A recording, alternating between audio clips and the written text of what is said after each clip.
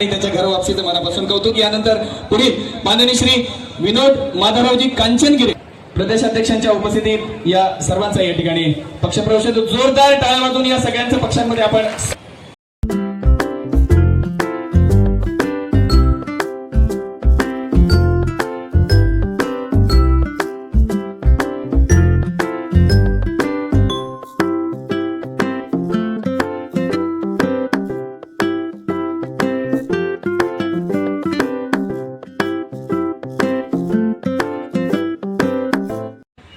काँग्रेस हा पक्ष सर्व जाती धर्माला घेऊन चालणारा पक्ष आहे आणि आज अतिशय ज्वलंत प्रश्न देशाला वाचवण्याचा आहे।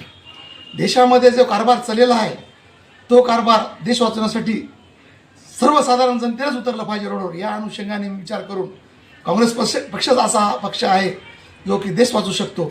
या अनुषंगाने मी आज प्रवेश केलेला आहे आणि या देशाचं खंबीर नेतृत्व आमच्या देशाचे युवा नेतृत्व राहुलजी गांधी यांच्या कामामुळे आणि यांची जी आज जे काही काळात ते पप्पू म्हणायचे आता आज देशाचं नेतृत्व म्हणून समोर आले आहे। आता त्याच्या बीजेपीच्या पायाखाली जमीन निघून गेलेली आहे की राहुलजी गांधी आज खरंच सक्षम नेतृत्व आहेत आणि भारताचं येणारं 2029ला PM म्हणून होणार याला शंकाच नाही। हे जनतेतून आवाज येत आहे, हे सर्वसाधारण जनतेचा आवाज आहे।